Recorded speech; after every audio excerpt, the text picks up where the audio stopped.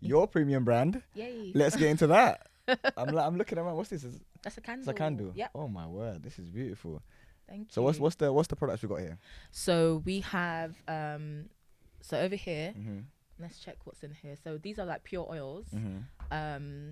They actually our oils are from. So this is baobab oil. Okay. It's got the sand from Mombasa Beach. It's Yeah, we love done some, that. We've done some product You shoots just came back there. from Kenya, innit? Just came back from Kenya. I see the wristband. I was so happy to get this wristband. Yeah, that's Honestly. the only way to get. You only get in Kenya. Woo. Don't buy it here. Get in Kenya. That's the passport. Everybody there was this whole Ugandan thread of why the Ugandans don't wear. This is our thing. Their own. It's our thing. Yeah, but like they were like, why don't Ugandans wear their own? Why do they wear Kenyan? Kenyan ones. And it's because it's pretty. It's pretty. It's pretty. That was a consensus. Yeah. Like, Sorry, go on. but yeah, so this is actually a product of Kenya. Okay. But the idea, so Atura Naturals, it's a well-being. This is your brand. This is my brand, yeah. Oh, thank you. Go on. Tell us more. Go on. It's a wellness brand. Yeah. We specialize in skincare and hair care, but we use African botanical ingredients. Wow. But especially ingredients from East Africa is where my interest lies. So baobab oil, again, it's people know of the West African baobab oil. Right. But I use Kenyan. I source Kenyan baobab oil. Oh, nice.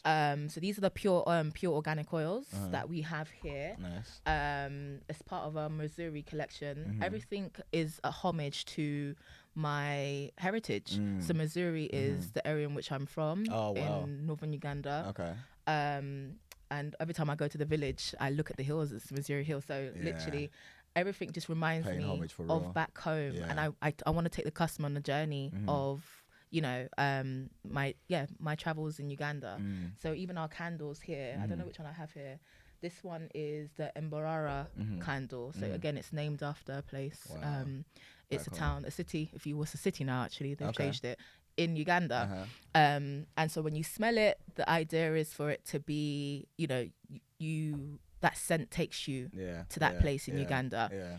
And obviously, last but not Beautiful. least, Rose oud. yeah, that's a rose oud I love a candle. scent. So Is definitely need that one. our key product, Okay. which is Nilotica shea butter. Now, this a lot of people know about shea butter. They know about West African shea butter, rightly so, because West Africa has pumped.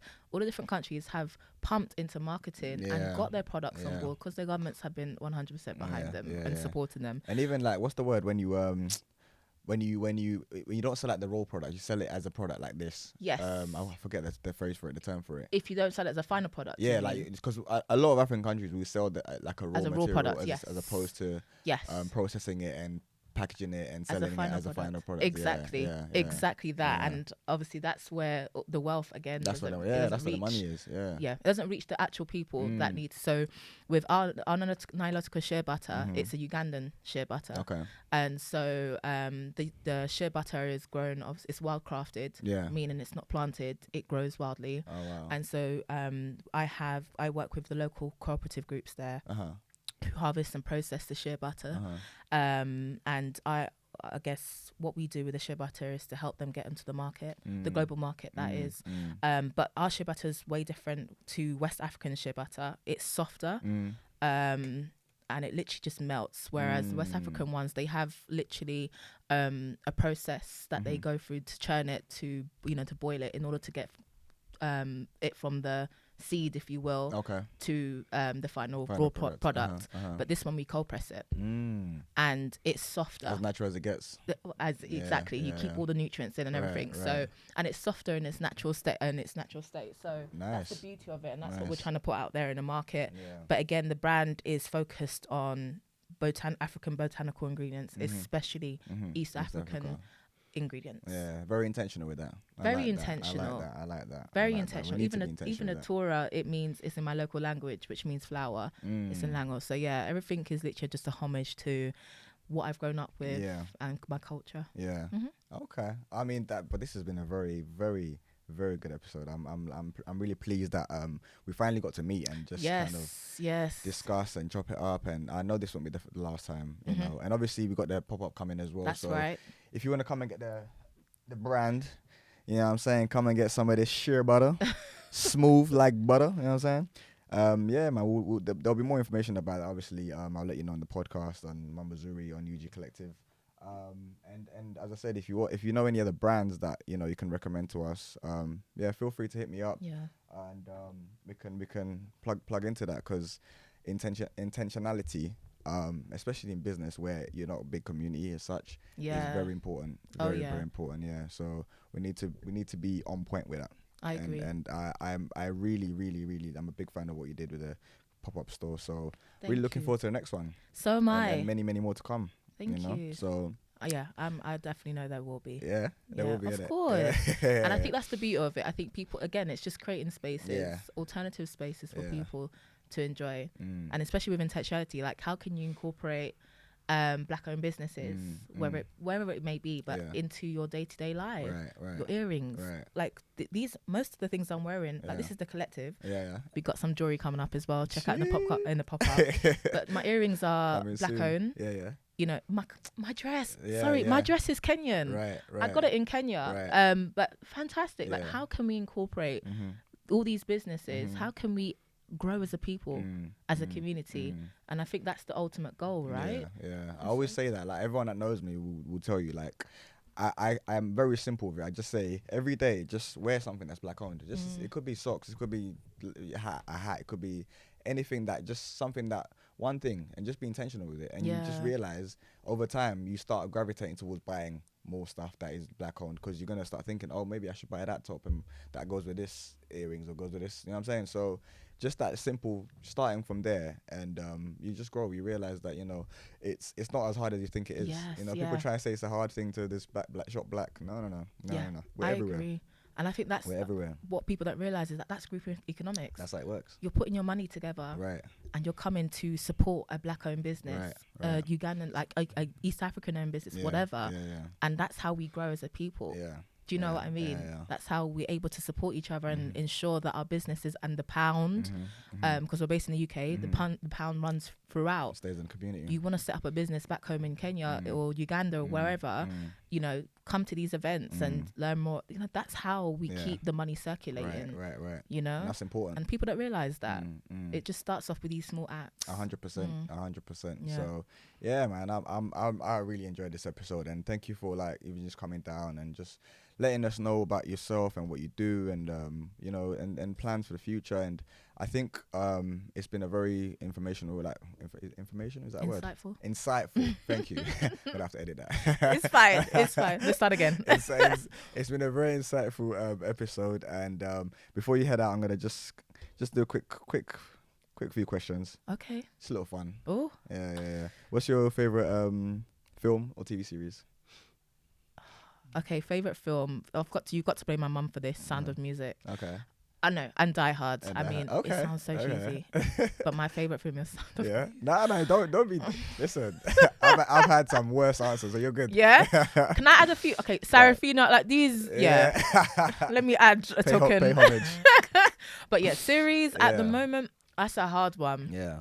I don't know series, but I'll give you. Those are my three films. Okay, fair enough. Yeah, that's a good list. Fair enough. What's your favorite place in Uganda? Ooh. That's a good question. Okay, I'm going to say a patch. Home is, so I'm from Okokoro in particular, and it's peace every time. I have my spot when I go back home. I'm disconnected from the world, and literally that's my favorite space. And again, that's where the inspiration for Tour came as well. I think that's my favorite space. I love that. I as soon as you said that it's peace and I have my favorite spot, I relate to that so much.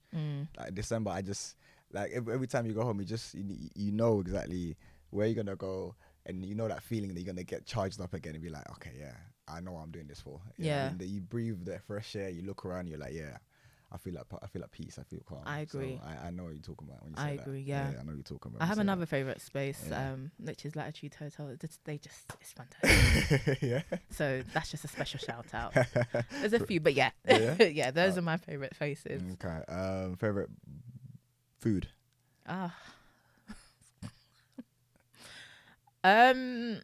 There's a meal that my auntie makes every time that I land back home in Norah. So. It's that's a hard question, Mer. That's a hard question. Yeah. It would be, I don't have a favorite. I don't know. Okay, favorite meal would be it's like fried cabbage with posho. So similar to you guys at Gali, but obviously much better. Not to start any wars here, but you're lucky we ain't got much time left. I've been to Kenya and I tasted your Gali, but no, your posho. Was it beef and and Irish potatoes. Okay. That's just my favorite meal. My auntie knows staples. Yeah, I don't have a favorite meal per se, a food per se, but yeah.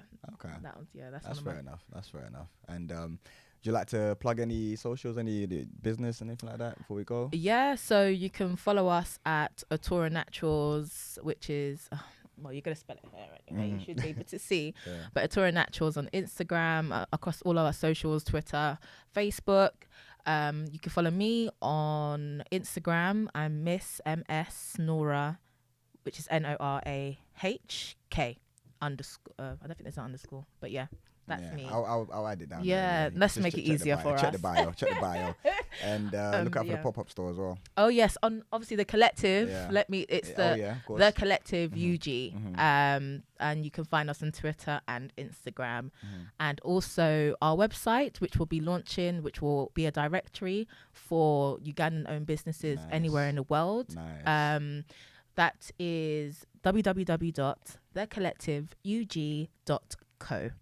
So follow us on there and tune in for all our whatever we have coming up. Like we had giveaway with Brussels Airlines last time on the pop-up. So you might be in store for something major for this one. So all right, keep in touch, please. Definitely keep in touch, and we hope to see you at the pop-up store. And do come along. Bring it. You don't even have to be Kenyan or East African or whatever. Just come and support Black-owned businesses over here. Thank you so much, Norah. I really appreciate that. And guys, it's been another episode of Nothing Serious Vibes. Peace. Bye.